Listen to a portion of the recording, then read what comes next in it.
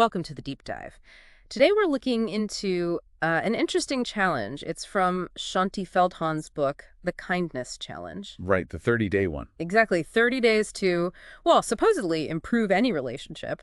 Our mission really is to dig into what makes this challenge tick. Yeah, what are the core ideas? We'll break down the main parts, saying nothing negative, actively praising, and doing specific acts of kindness. And exploring if it actually works or, what the thinking behind it is. Okay, so let's start with this idea the book brings up.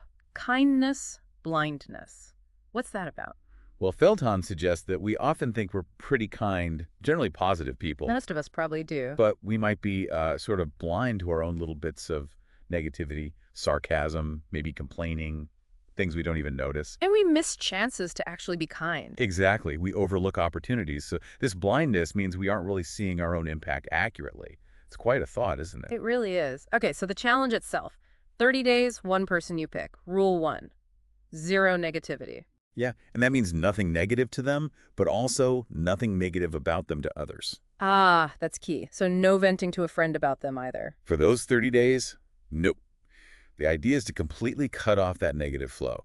Now, this isn't about avoiding, necessary constructive feedback, Right, if there's a real issue to discuss carefully. but it's about stopping the casual negativity, the sighing, the eye-rolling, the sarcastic jabs. Got it.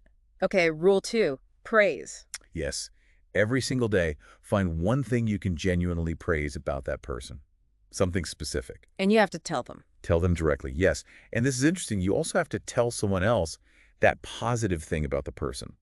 Why tell someone else? What's the thinking there? Well, it seems to reinforce it for yourself, maybe, and it actively, builds a positive reputation or narrative about that person in your own mind and potentially outwards. Okay. And the third rule, acts of kindness. Simple, small acts of kindness or generosity every day. Doesn't have to be a grand gesture.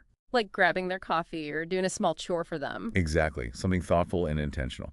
So it's these three things together consistently for a month. It sounds quite demanding, actually. Requires real focus. It does. And the book argues this isn't just about surface-level niceness. It frames kindness as a kind of superpower. A superpower. Like what? Well, one idea is that it bulletproofs you against negativity. Like when you're focused on giving kindness, maybe incoming negativity doesn't hit as hard. That's interesting. It shifts your focus outward. Yeah, and it also mentions gaining X-ray vision into others. How does that work? The idea seems to be that genuine kindness can lower the other person's defenses. They open up more. Ah, so you see past the walls they might normally put up. Sort of, yeah. You get a clearer view of their needs, their perspective. It builds empathy through action, essentially. But it's not just being nice, right? The book makes a distinction. Right. Niceness can sometimes be about conflict avoidance, maybe lacking real care. True kindness, the book argues, can be strong.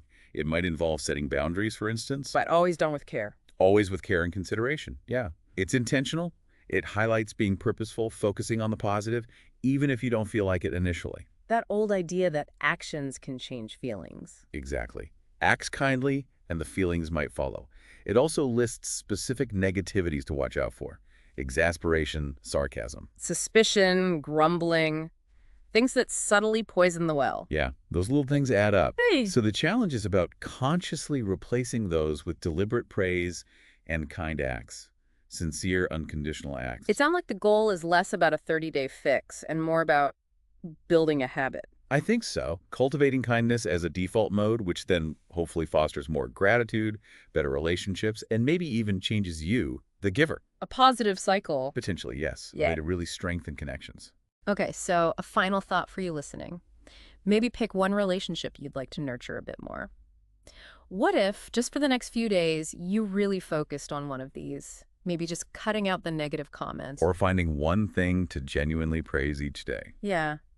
Or even simpler, what's one small, kind thing you could actually do for that person, like right now or later today? Something to think about.